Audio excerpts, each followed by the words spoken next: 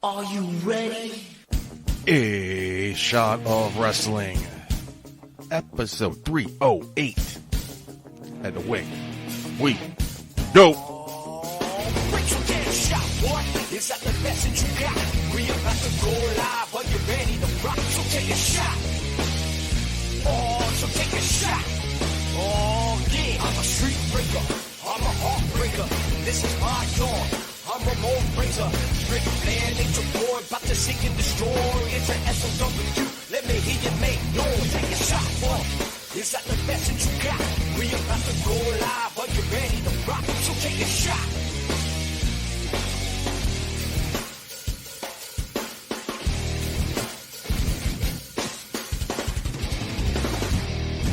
Hello, everybody, and welcome to another episode of A Shot of Wrestling. I'm your host at Mako J. Putty, and here we are, the end of the summer, the season finale, the season 6 finale of A Shot of Wrestling. And what better way to end the summer than the man who's joined us all summer long, the end of the summer of Vacant. Vacant, welcome back. I'm back, and you know why I'm back? Because it's over 80 degrees outside, and we just have to make it hot in the studio. And I'm glad I'm back for the season finale of A Shot of Wrestling. Season 6 finale, that's nuts. And I remember the very first episode of season 6, way back in September. Me and my former co-host got on the Skypes, or the Zooms, both extremely suffering from COVID. That's how season 6 started. It was a year ago. We came back from Atlantic City. A year ago, we got COVID. And here we are finally celebrating the end of the summer of Vacant. There's a current theme here when you're on the show, calling out my first former co-host. Have you heard anything back? You know, nothing. I thought he would actually show up here tonight, but he's dodging me. He's gonna hide under the cloak of responsibility at home. But you know what? I'm here. I have responsibilities too, but I make time for you. But you know what? We can save it for season 7. Maybe this is the cliffhanger. Yeah. You know? Is he back yet? I don't know. I know he went to vacation at Mar-a-Lago. I don't know if he's back yet. Just saying. I think he was there for the raid. Maybe he was there for the raid. Maybe he's hiding. Maybe was he there on January 6th? I don't know. I don't know whereabouts of January 6th. MAGA man instead of Green Man. Yeah. Whatever it is, Green Man. I'll be waiting. How's your summer been outside of joining me on the show? Outside of this, has been good. I mean, I've relaxed. Rephrase that. Okay. You said outside of this, it's been good, meaning that this is a nightmare for you. No. So you outside might want outside of this. No. This is fine. Actually, it's a nice way to end the week when I'm here, just like chill and drink and do whatever. Yeah. So I don't do that anymore, really. But you know, outside of A Shot of Wrestling, you know, it's been good. Work's okay. Getting my house is okay. Just okay. It's okay. I'm waiting for the moment when I actually put pen to paper and then it's real. Put the key in the door. Yeah, put the key in the door. You know, once it's in front of you, that's when I think I'll feel it. But I can't complain, other than I just want the fall to be here. I want football. Damn right. Can't wait. You know, Giants fan. Yeah. How we doing? They're gonna suck. Really? I mean, I know some of my buddies who are Giants fans are telling me, "Oh, they beat the Patriots preseason." Really? Yeah. Like, okay, it doesn't count. One, Tyra did look good, but at the same time, I don't want to get my hopes up on this team yet. Just yet. Yeah, I don't think you're gonna have a good season. I don't think so either. So I'm just gonna coast. And that's the attitude, because I, once again, for the umpteenth year in a row, am going into the season with high hopes as the fan of the Miami Dolphins, and I know I'm going to get disappointed. Mm-hmm. I know, but the hope's still there. One question. Yes. So there's a new documentary on Netflix about Tua. Is there? Okay. Right. And it's not even about Tua, like his career. It's about the one pivotal moment in Tua's life. His fake girlfriend. So, Monte Teo? Yeah. Oh, Monte Teo, sorry. Okay, yeah. Monte Teo, sorry. So, I feel like anyone who comes up with something like this creates a distraction for the season or something to talk about. Mm-hmm. So, I do recommend this documentary, but it's also with a grain of salt. Like, okay, what is the point of creating a whole documentary about something as stupid as that? Yeah, you know, he tried to have drama and whatever. Yeah. But does it affect his psyche now? Did he make it up, or was he getting catfished? Well, he made it up. I thought he was getting catfished. Okay. Yeah. Wow. But to me, it's like, why release something like this? Like, you haven't. It's better like when you. I don't know if you saw the Aaron Hernandez Netflix doc. No, I wanted to, but never got around to it. You should. That's very good. Very good documentary. Stuff like, the Tuck Rule on ESPN, crap like that I can watch. But something like this insignificant, why release it? It's a blip. It was an embarrassment. Is it a crime? You know how many people have made imaginary girlfriends? Oh, I've known a couple. I'm just saying, maybe something was wrong with him. Leave him alone. Yeah. Maybe just lonely. Maybe. I mean, trust me, a lot more people who are lonely do crazier shit, worse shit, than creating an imaginary girlfriend. So you mentioned you're excited about football. Yeah. Now, we talked about this last time you were here, but it hasn't sunk in yet that there's going to be nonstop football until, I'm excited. June? I'm excited, man. Hoping the XFL is good.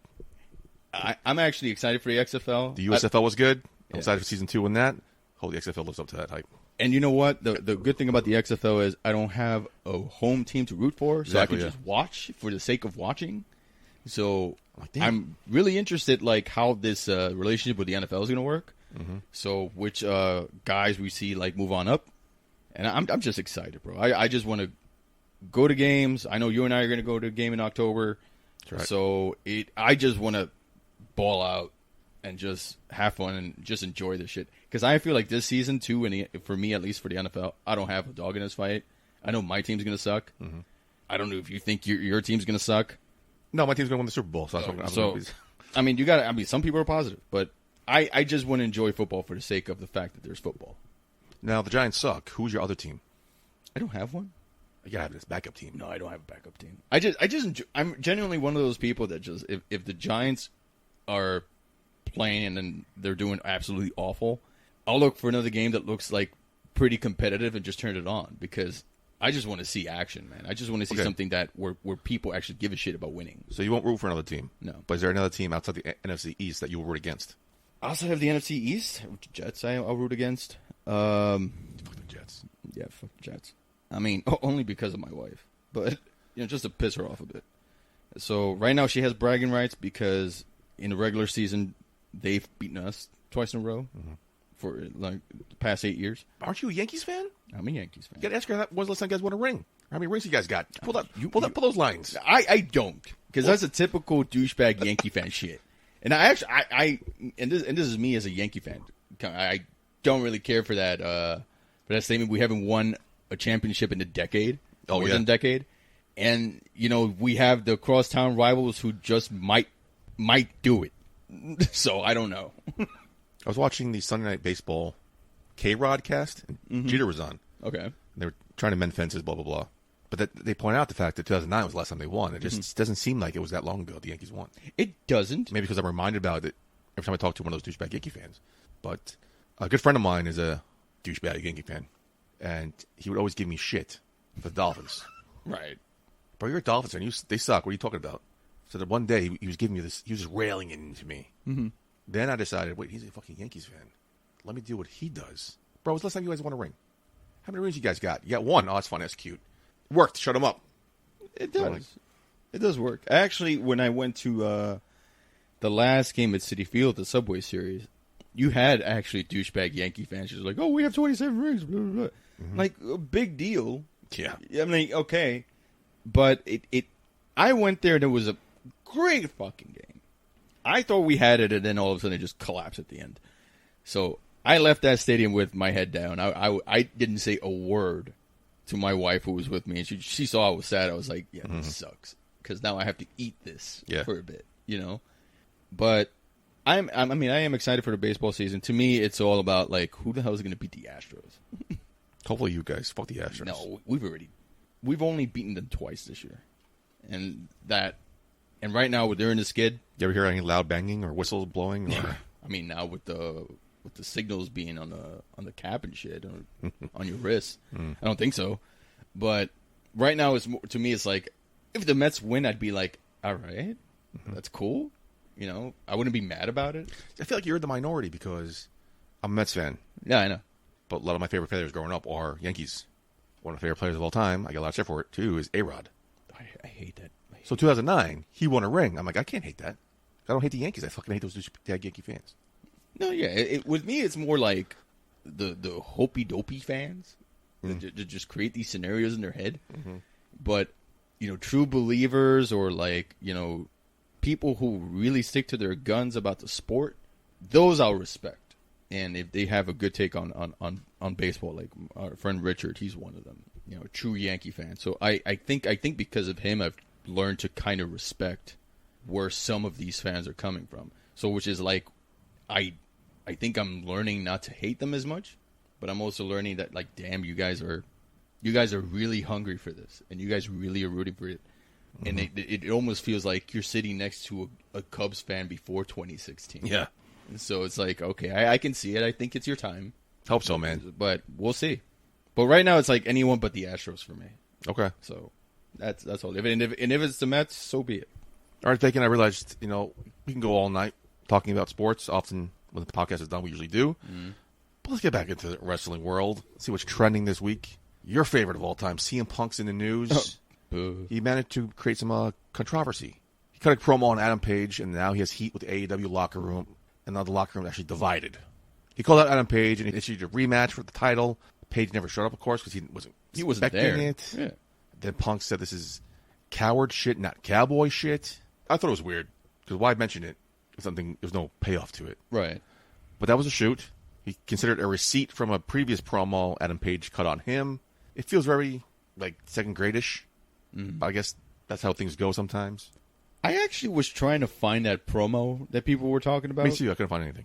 And I couldn't find anything that, like, where Adam Page said something very personal to him. I know they were talking about, like, the way he treated Colt Cabana. There was nothing close. So I know I saw someone pointing out that the closest he said something to was how it was the last promo in the Go Home show. Okay. Page mentioned how he treated people in the back and blah, blah, blah. But it was very brief. There was no mention of him being an asshole or how he stiffed Colt Cabana's legal fees and whatever. So I didn't see that unless there was something that... I know the other thing was Page said something on a podcast about not listening to veterans. Yes. I didn't see a problem with that. I mean, not extensively, but I didn't think it was enough for Punk to go out there and, like, shoot on him. But it just makes you think that, like, is Punk holier than thou? And are those people that actually were rooting for Punk now, do they think that this guy is just a holier than thou piece of crap? That's what I'm trying to get at now. I'm like, are they going to sour on Punk, or are they going to stick with Punk? And does this change their opinion of Adam Page, who, from my estimation, is a nice guy? Brian Alvarez of the Wrestling Observer quoted, "There are a few people who are furious at Punk backstage because Hangman's a well-liked guy, like you just said. Mm-hmm. So they're mad at Punk. Right. However, you have people who are on Punk's side who say Hangman started this, so they're mad. You're mad at CM Punk." It just seems very childish.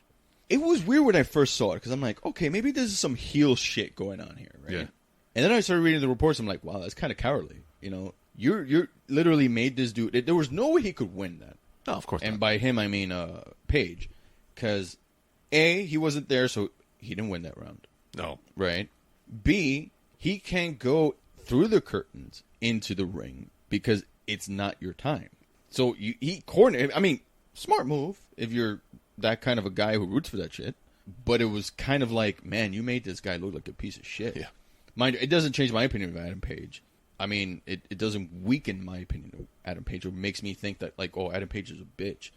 I just feel like this is the same shit over and over again with this dude. Mm-hmm. Like, he has a problem with someone, and mind you, fuck Tony Khan for even allowing this shit to happen. I understand things are trying to be, promos are a little bit more organic in AEW, but I feel like that 5 minutes that he spent, bad-mouthing Page could have been spent building up your freaking main event for the next pay-per-view, which I think has no build at all.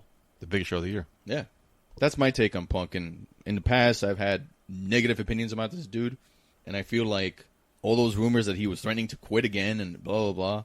Is the problem wrestling, or is the problem Punk? That's my question, yeah. Yeah. Since we're talking about Triple H and CM Punk, now this promo against CM Punk's have resurfaced. Of course. From 10 years ago. Right. Let me know if you've heard this before. I want to be the catalyst for that Oh, change. save me. You want to be the catalyst as long as it benefits you. I am sick to death of listening to you talk to how you're doing all of this for them. Yeah, there are a lot of people out there. Maybe half of them agree with what you're saying. The other half, they don't give a damn. You know what, Punk? Some of these people actually like the WWE. Some of these people dig it. They tune in every week. They love what they see. They come here to have a good time. They like it the way it is. Can it be better? Sure, it can be better. That's right. And that's my job, to make it better. But when you talk about being the catalyst for change, really what you mean is you will only accept change if it means CM Punk is on top. Because unless CM Punk is the guy, the man, that's not enough change for you. That's not really what you want. See, you're no different than anybody else that's ever been in this business, including me. We're a lot alike. We did what we had to do to get on top. The difference is I looked everybody in the eye and told you, I'm going to step on you. I'm going to walk through you to get to the top. You don't have the balls to do it. What you did is you backdoor your way around. You try to do it by being a martyr. That was 10 years ago, by the way. My thoughts on that, right, was that a shoot or was that a work? Seems like it crosses the line, right? Right. So, in a way, I think it's a shoot. I think the promo was spot on. It taps into the feelings that any casual WWE fan had at the time, or even now, that if this guy is not in the center of the universe, then nothing's going right. If he's the dude, revolving around the wrestling world, then it's a different story. The wrestling world must revolve around him. So I kind of feel like this dude is just looking for a purpose in life. And again, I kind of want to stress that, like, if this dude has an issue in AEW and had an issue in WWE, is the issue the companies or is the issue Punk? In my opinion, it's Punk. Two things. One, whoever was holding on to that clip for 10 years, props to you. Yeah. But that was also 10 years ago. Right. CM Punk is not the same man he was 10 years ago. No. So whatever Triple H was saying now probably was right, probably very shootish. That can't be true to this day. CM Punk is gone on record. He's a different person now. But then he does stuff like this. Plus, he's a champion. You don't want your champion to make other people look like shit either. You don't want to embarrass anybody. It may be personal or not personal. You're in the ring.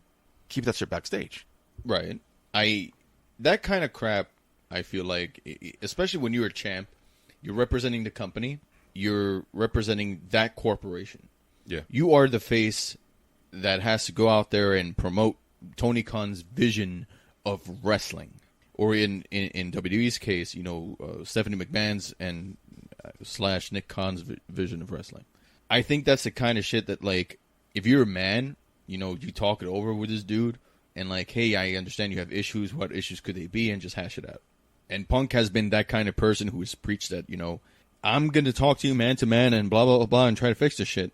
But I feel like that promo was just, Punk's MO where he's trying to get the one up on you and not really being a man about it and just confronting him face to face, or even Adam Page confronting him face to face and just talk it over. You don't have to like him at the end of it, but at least you spoke to him.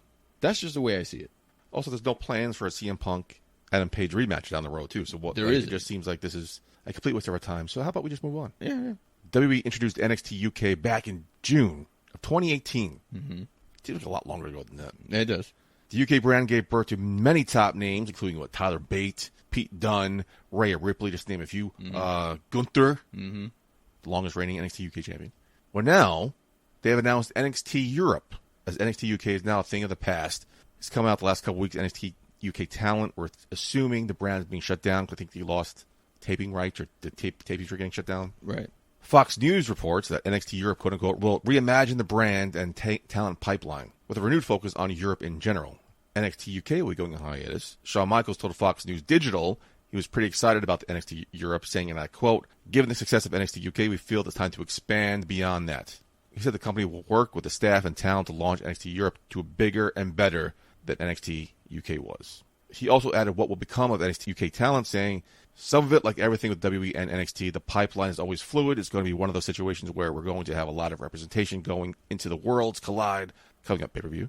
It's what NXT has been and always will be, a pipeline for WWE to support Raw and SmackDown. The process will continue. Thoughts? I mean, when I first started this, I'm like, NXT UK shutting down, that sucks. From my, I never watched it, but it was pretty good. It was pumping out great talent. Mm-hmm. Like, that sucks.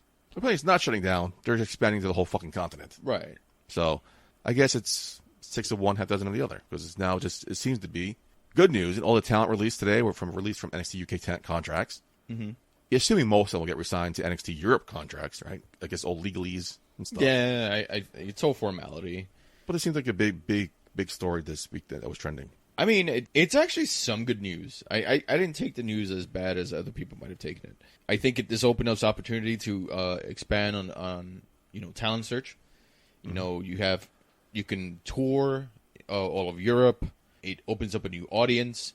To me, it's more dollars for WWE and more eyes on the products for WWE. It all counts, yeah. And it lucky for the European fans who get to see probable future superstars on the main roster tour all over Europe. And I think this is WWE's they want to leave a footprint of their product and see how it grows. Honestly, great idea. Yeah.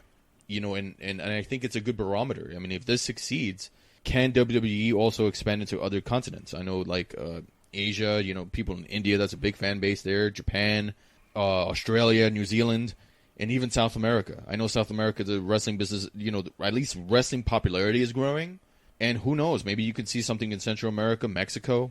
You never know. So, I mean, it's a great barometer to see where this can go. Literally, the world's their oyster. Yeah, of course. When I watched NXT, well, I didn't watch it, but when I watched little clips here and there, or some of the match cards, the match cards were the wrestler, and behind them was their country's flag. Right.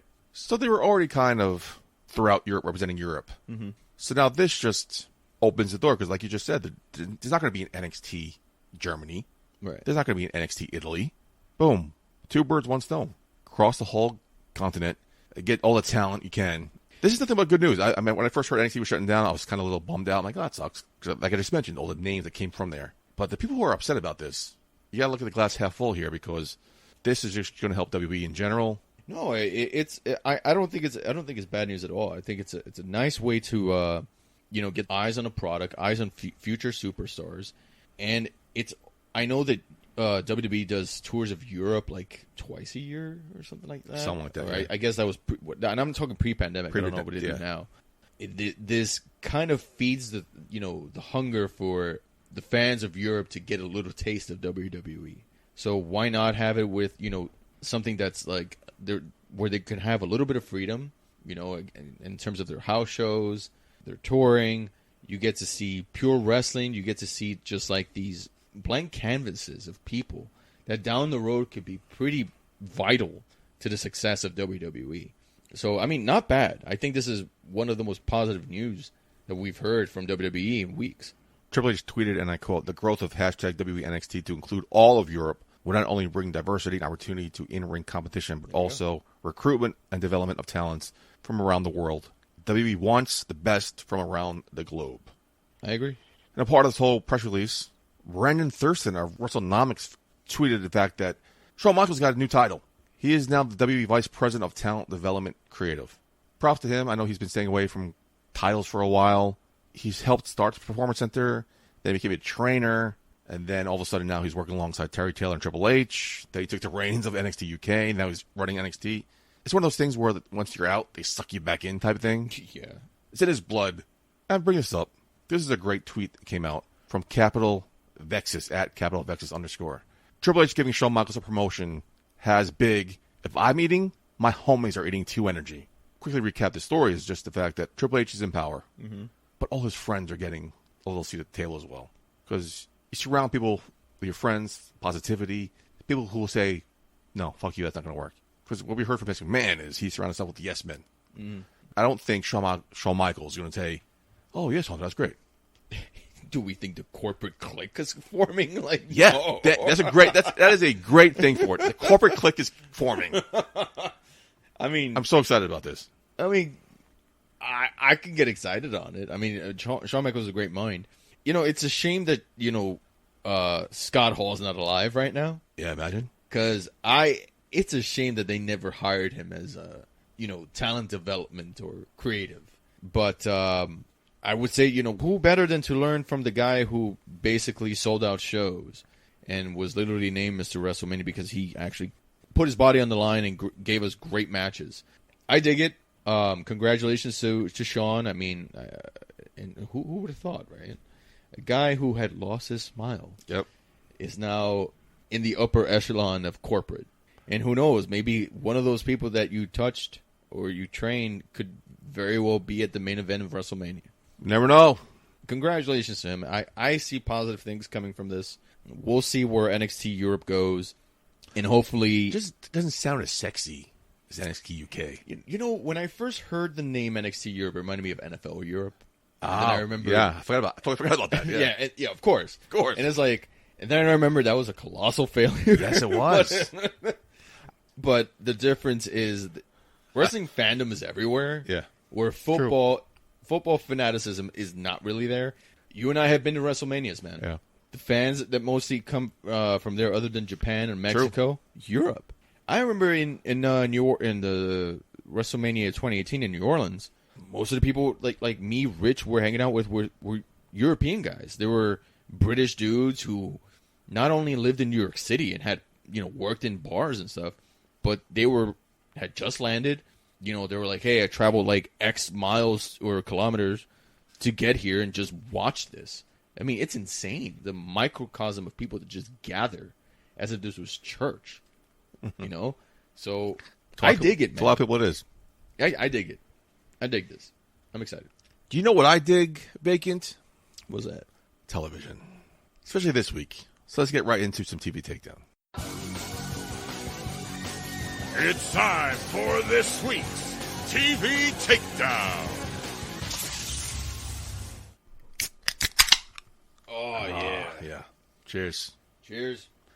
I think it's our first time doing a can opening in unison. It's a great way to end the summer vacant. Yeah. And the season finale. Maybe start the fall of Vacant? Hey, it could happen, man. I'm still going to need a co-host in the new season. The autumn of vacant. Sounds better. I want to say the fall of Vacant, but that sounds bad. No, that sounds like I'm about to die. Yeah, so the autumn of Vacant we're going to stick with. That sounds like a DC comic thing, like, oh man, the fall of vacant is like 19 issues. TV Takedown. Let's do it.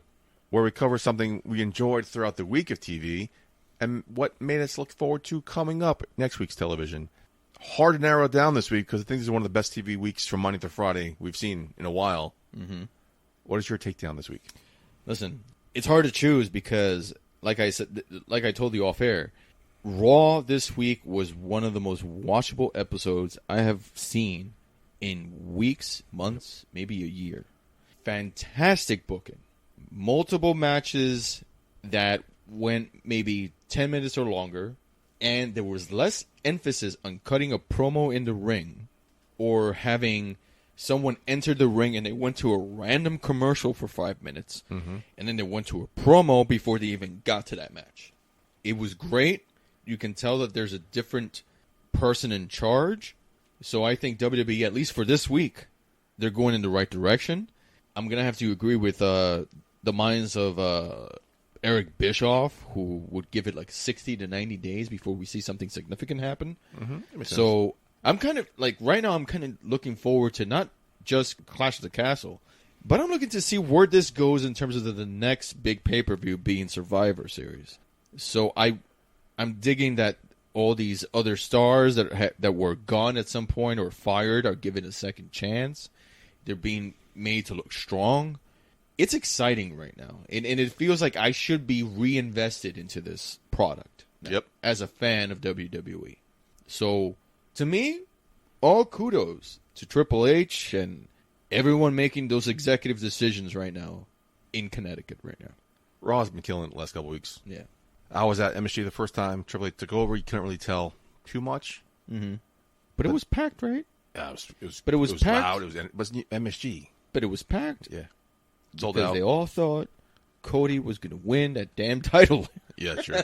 So, not a good barometer there. But Also, it was his first Raw. it was his first You Raw. couldn't really. Yeah. That was the go-home show to SummerSlam, so you can't really change it too much. Yeah, yeah. But you saw we did it at SummerSlam. At that point, you were committed, yeah. Did the last couple weeks. It's exciting. It's really fun, and there's been a lot of throwbacks. I'm sure you remember when you're watching Raw, when you're watching even Superstars or SmackDown's Heat. They'll show you the entrances. They'll show you them getting ready for the match before the bell rings. But then, I missed that. And then in the sub corner, they'll show you like a promo, pre-taped promo. Right. They're doing that a lot now. I noticed that too. I was like, all right, I can get behind this. The presentation has been great. It's really enjoyable. I'm also enjoying those Easter eggs, like behind the scenes stuff during an interview, during a promo. Like the car crash and the Easter burning. eggs. Yeah. I actually dig that. I'm enjoying it. Yeah, because it made you, even me, like it made me question, like, what the hell's going on back there? So the car Did crash. someone actually crash their car? Like, I thought that was actually a real thing going on there for a minute, and then stupid me actually thought that. Yeah, you're stupid. Because if it was real, they would have changed the camera angle. There's a reason I'm watching this, right? But then that led to later things not going on. Then this past week, the garbage can was on fire. I think it was Kevin Owens being interviewed. Right. In the background, you see Adam Pearce talking to security guards and leading them to the entrance. It's just those subtle things where it's leading. You got to keep you on your toes. Like, all right, now we're getting. See, someone watches movies here, because one of the things they teach you at film school is the director won't put anything on camera unless there isn't a purpose. Exactly. So someone must have studied this shit efficiently, because that was fantastic. It's great, and it's doing a good job. It's all encompassing Dexter Lumis. Yeah. So he's getting a huge debut on the main roster. Yeah. Subtle, slow burn, but it's just going on. Hey, give me more of that. Yeah, I'm enjoying it. Yeah. My takedown of all the good shit that happened Monday through Friday, including AEW and Impact, something that happened in the last couple of weeks. If you know me at all, you know I'm a big fan of the mid-card titles. Yes. And how they are elevating them to some sort of prominence, also showcasing their history.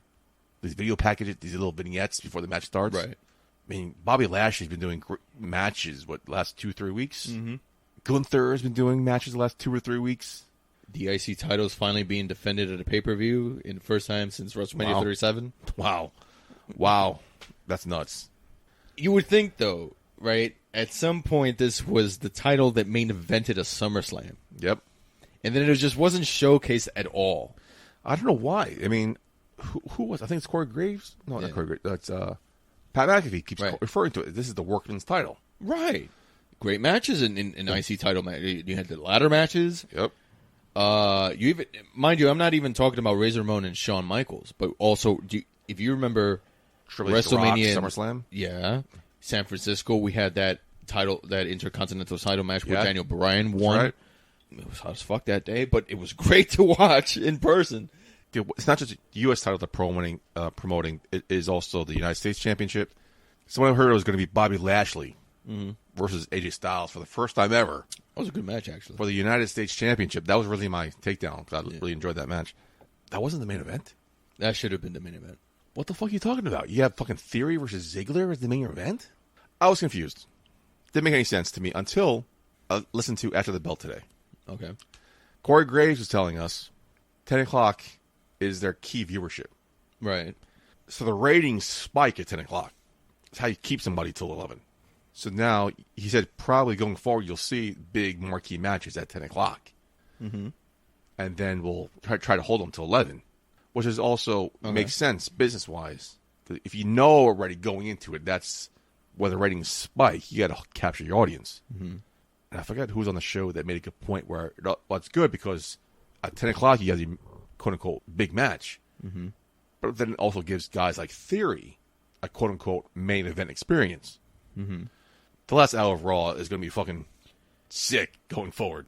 But if you recall Raw like 20 years ago, Warzone between 10 and 11 had marquee matches. Okay.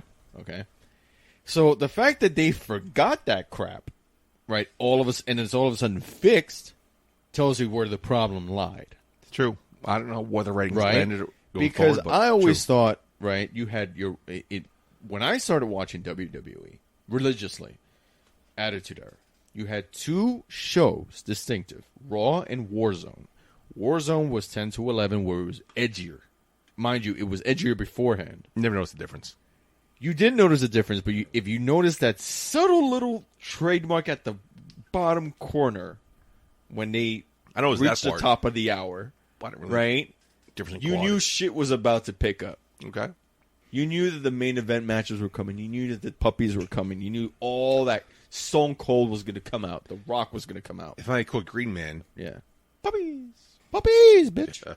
No, you knew something was going to pick up in that last hour. Mind you, this was Raw when it was 2 hours. Yeah. Good old days. So yes, I agree that last hour, you need to showcase not only big stars, but big storylines, things that will affect viewership for a pay-per-view. But I can understand like a guy like Theory being showcased because you also have a veteran like Ziggler. Great match, by the way. Right. It was great. With 2 commercial breaks, 3 segments. That was a fucking great. A lot of time they were giving. Again, the one thing I agreed with. Normally, I would bitch about like them having multiple segment matches. Really, the main event. But as I said, normally I would. But in this case, it just felt organic. And they did the same thing with Lashley and AJ Styles. Yeah. Where the match was just strong enough that I didn't give a crap about the commercials. Mm-hmm. And they didn't even need to do like a picture-in-picture because I knew like, okay, this is a mid-card title. It's fine. But they're still going to give me something strong when I get back from, Flo from Progressive telling me that I need to bundle my insurance. I don't care about that. I didn't care. With John Hamm? Yeah, of course. With John, they got to do something for John Hamm. I don't care about John Hamm. I care about AJ Styles trying to win a title. Unfortunately, it didn't happen, but it was good. It had me invested. But it also had me invested because of the fact that I didn't have any BS promos on the side or any wasteful airtime. Mm-hmm. And it focused on the fact that you want to elevate this title and you're giving me something behind it so that I can get invested in it. Fantastic booking. Yeah. In terms of Ziggler and Theory, I think Ziggler is a good veteran to carry Theory, push him. Yeah. So I really wasn't like bitching about that. I think their plan is clear. Ziggler right now is at the tail end. He's getting a little older, so now he has to push these younger talent. He's serving his purpose as any other wrestler. Man, he's doing a good job at it, yeah. By the way, you can say wrestler now. Just saying. Yeah, what about that promo? Wow. Okay. Gloves are off. You can say hospital now, by the way. Can you? Yeah. Apparently, the edict is not only can you say wrestler, but you don't have to say medical facility anymore. It's hospital now. Well, I understood that. It didn't make any sense to me until I found out why. They stopped saying hospital because apparently they said some guy, give me a name. Sheamus or something. All right. They said Sheamus went to the local hospital. Remember they do that? Uh-huh. Well, apparently, Mark-ass fans would go to the local hospital to try to find... Oh, no, they didn't. Yes. Oh, get the fuck out of here. No, that's why they stopped saying medical facility instead of hospital. I'm like, really? It's not going to stop you, though. If you go to MSG... Okay. Right. And they say hospital. Yeah. It's not so much of a big deal because there are a bunch of nearest hospitals around there. Yes. If you were to do like... I want to say like Grand Slam. Boom. One hospital. Flushing Hospital.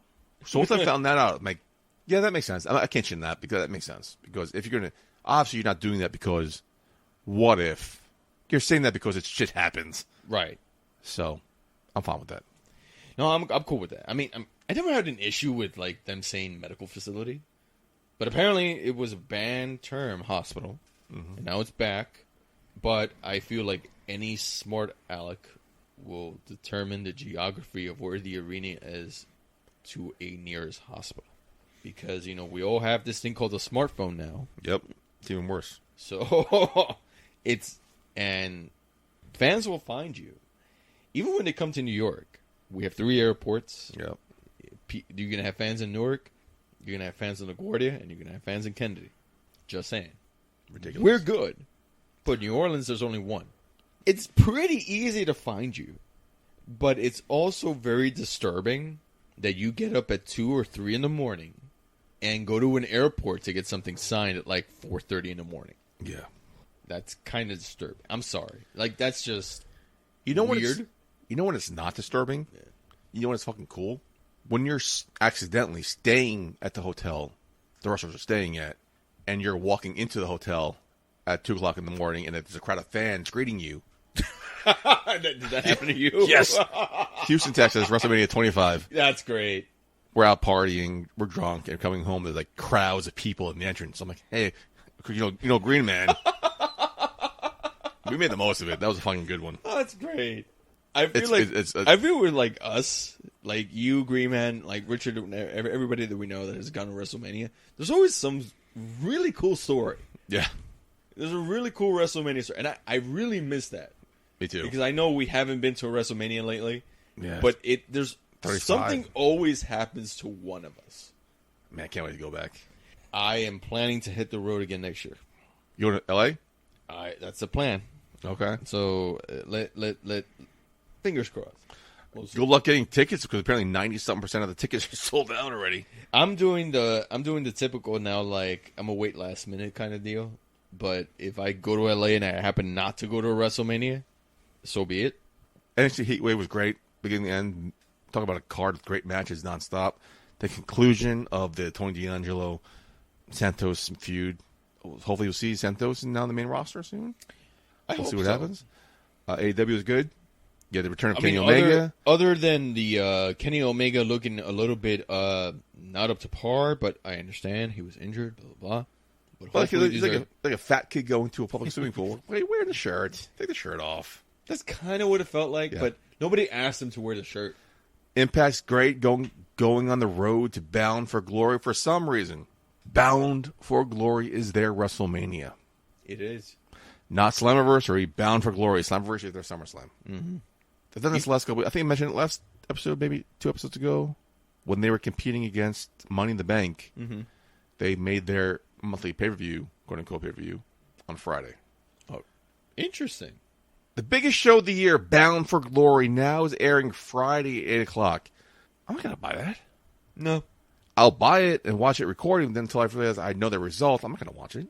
Because you have SmackDown there. You know, SmackDown's going to lead to some other pay-per-view coming up in October. Hell in a Cell. You have other sports if you're into it. Why are you doing it Friday, man? The beginning of the biggest baseball show of the series are usually on a Friday. Yeah, biggest show. Your biggest show. I don't care about sports. Biggest show of the year. Do it on Saturday or Sunday. No, fuck Sunday. Do it Saturday. No, I agree with you. But like, if you're worried about audience, you're gonna get a bigger audience on Sunday than you will on Friday. Yes. A typical wrestling fan will focus on a Sunday. Yes. I have no clue why you're doing your biggest show on a fucking Friday at 8 o'clock against SmackDown on Fox, which gets last week like 2 million viewers. Yeah, that's bad. That's bad. Makes no fucking sense. It makes no sense, and Scott D'Amore needs to get his head out of his ass. But I don't see it. I think, like you said, a Saturday would work. Saturday's perfect. A Sunday's a typical wrestling fan day because you're used to it. Exactly. So, I mean, Sunday. Do it Sunday. Yeah. I mean, even... I get why they don't. I guess why they don't do it on Sunday because they tape the next month of shows in that venue the next day or two. Well, yeah, you save production costs. Yeah, it makes sense. Yeah. But do it on Saturday. Do it Monday. I don't know why you're not doing it Sunday, Monday. It just we're way over time. We need to move on. But come on, Saturday. Anything else for television? We're good. I think fantastic week for WWE. If I had to pick a winner, they definitely have nailed it, and I am looking forward to how the stories are gonna progress. And how this all leads to Survivor Series. Not so much Clash of the Castle. I'm looking forward to that being a nice Saturday afternoon and a Labor Day weekend. Talked about it off air, but isn't it fucking crazy how a European pay-per-view, Clash at the Castle, is more hyped and more intriguing than the biggest pay-per-view for AEW? Yeah, isn't that sick? AEW have asked it in terms of the build to their next pay-per-view. I feel like the Worlds Collide pay-per-view, which takes place a couple hours beforehand, is going to beat the shit out of them. Do better. And honestly, I'm looking forward to... I hate that phrase, do better. No, do better. I hate that. I know. Hey, you might hate it, but at the same time, if you're still in a couple of weeks, you have me intrigued over your pay-per-view I wasn't even interested in 2 weeks beforehand. Neither am I, yeah. If you're still listening to this and you disagree with us or agree with us, again, our hotline is still open. Dial it up. New number, 917-SOW-7691. That again is 917-983-7691. Inbox at Shadow Wrestling or hit us up on our social medias.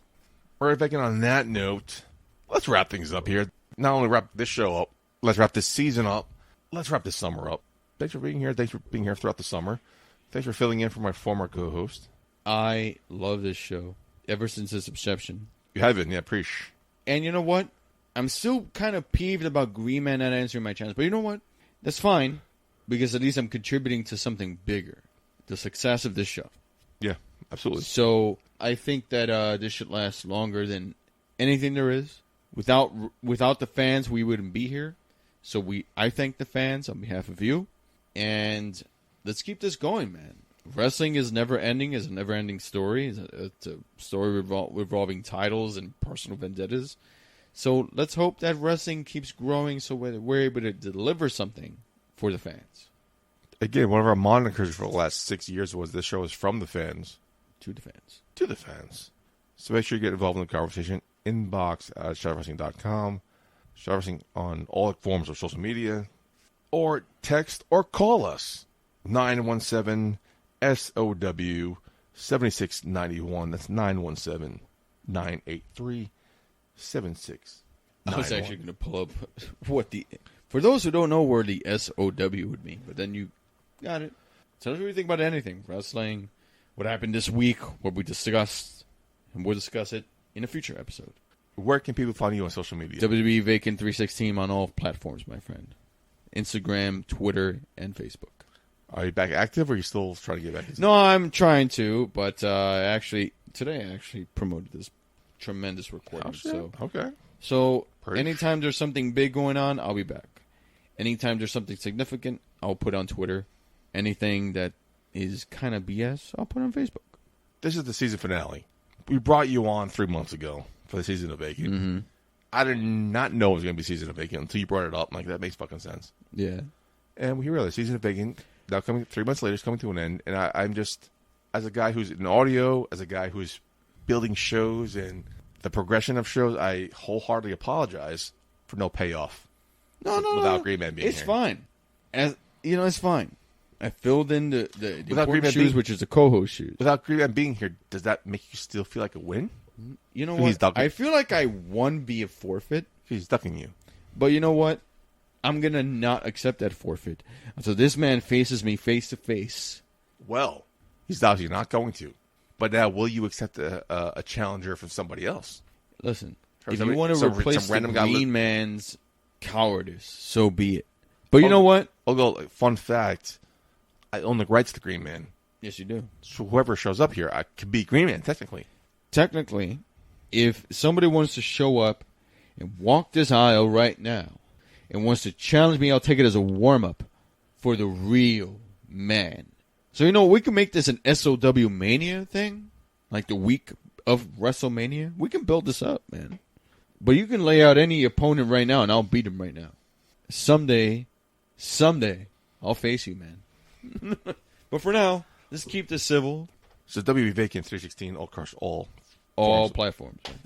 Well, I hate to be that guy who ends on a sour note, but big wrestling fan, lifelong wrestling fan. And my cousin recently passed away. And he is always talking to me about wrestling. Of course. From like 20 years ago. Mm-hmm. He was a guy in the Attitude Era, 90s. He doesn't watch it anymore. But he would always talk about this and this and this. What's going on? But is this real? Blah, blah, blah, blah, blah. I would always fill him in. But his favorite wrestler was all time was the Nature Boy, Ric Flair.